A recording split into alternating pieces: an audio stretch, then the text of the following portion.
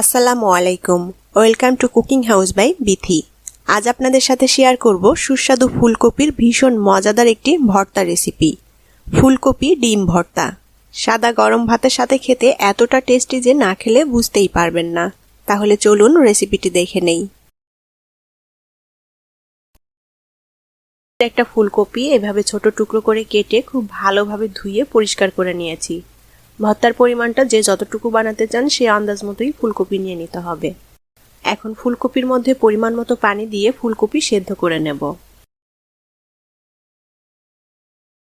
Half চা চামচের মতো দিয়ে দেব লবণ, আর লবণ দিয়ে ফুলকপিটা সেদ্ধ করে নিলে টেস্টটা ভালো আসবে।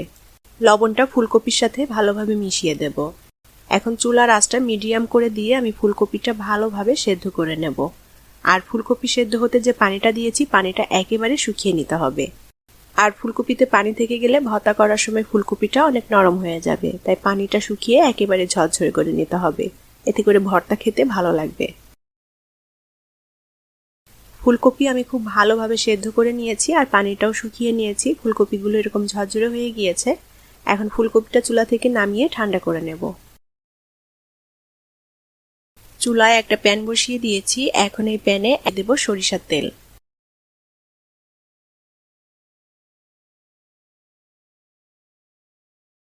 তেলটা একটু গরম করে নিয়ে এখন এর মধ্যে দিয়ে দেব পেঁয়াজ কুচি। এখন এই পেঁয়াজ কুচিটা আমি লাল এবং মচমচে করে ভেজে নেব। আর ফুলকপি ভর্তাতে পেঁয়াজটা এভাবে ভেজে দিলে এই ভর্তার স্বাদটা অনেক অনেক গুণ বেড়ে যায়।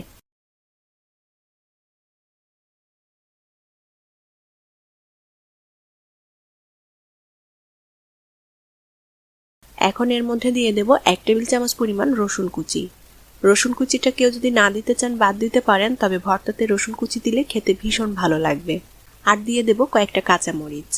এখন পেঁয়াজ, রসুন এবং কাঁচামরিচ একসাথে ভালোভাবে ভেজে নেব। অল্প আঁচে ভেজে নিতে হবে যেন পেঁয়াজটা আবার একেবারে পুড়ে না যায়। পেঁয়াজটা লাল লাল করে ভেজে নিতে হবে।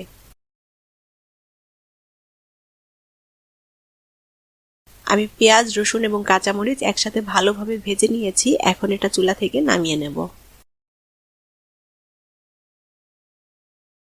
প্যান থেকে ভাজা পেঁয়াজ, রসুন এবং কাঁচামরিচটা তুলে নিয়েছি। এখন ওই তেলের মধ্যে দিয়ে দেব 2টা ডিম। এবার এই ডিম 2টা আমি ঝুরি করে ভেজে নেব। তবে ডিমটা খুব বেশি শক্ত করে ভাজবো না, একটু নরম নরম থাকা অবস্থায় নামিয়ে নিতে হবে। আর ফুলকপির মধ্যে ডিম দিয়ে ভর্তা করলে খেতে এতটা টেস্টি হয় যে নিমিষেই এক থালা ভাত শেষ হয়ে যাবে।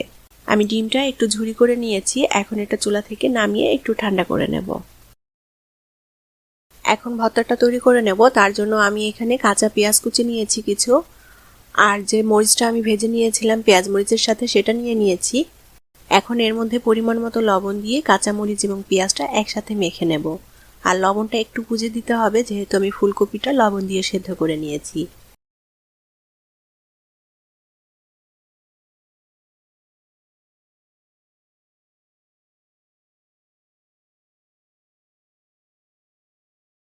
পেঁয়াজ মরিচ মেখে এখন ধনিয়া পাতা দিয়ে আবার একটু ভালোভাবে চটকে মেখে নিতে হবে।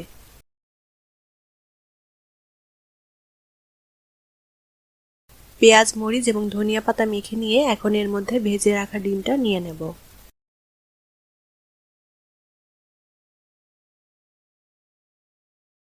এখন ডিমটা পেঁয়াজ মরিচের সাথে ভালোভাবে মেখে নিতে হবে।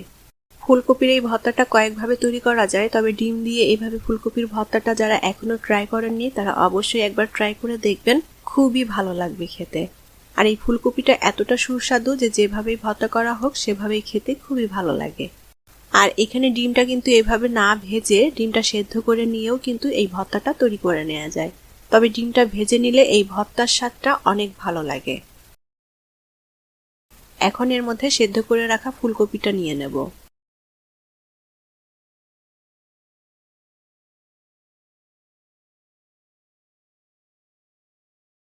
এখন ফুলকপি আর ডিম একসাথে ভালোভাবে মেখে নেব। ফুলকপিটা চটকে একেবারে গলিয়ে নেব না, একটু দানা দানা মতো থাকবে, এইভাবে ভর্তাটা মেখে নেব। দানা দানা মতো থাকলে ফুলকপির ভর্তাটা খেতে ভালো লাগে। ফুলকপি আর ডিম একসাথে মেখে নিয়েছি।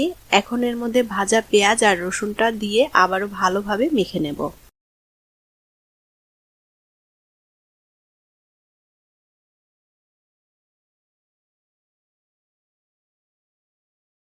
আর এখন এর মধ্যে কিছুটা সরিষার তেল দিয়ে দেব।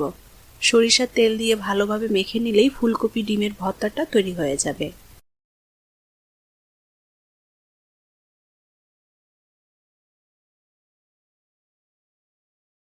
ব্যাস তৈরি হয়ে গেল ফুলকপি ডিমের ভর্তা। আর এই ফুলকপির ভর্তাটা গরম ভাতের সাথে খেতে এতটা মজার, না খেলে বুঝতেই পারবেন না। বাসায় অবশ্যই রেসিপিটি ট্রাই করে দেখবেন, আমার বিশ্বাস খুবই ভালো লাগবে। আর আমার আজকের রেসিপি যদি আপনাদের কাছে ভালো লেগে থাকে তাহলে প্লিজ ভিডিওটি শেয়ার করবেন এবং লাইক কমেন্ট করে জানাবেন কেমন লাগলো। আর আমার রেসিপিগুলো আপনাদের ভালো লেগে থাকলে চ্যানেলটি সাবস্ক্রাইব করার অনুরোধ রইল। সবার সুস্থ ও নিরাপদ জীবন কামনা করি আজকের মতো বিদায় নিচ্ছি। আল্লাহ হাফেজ।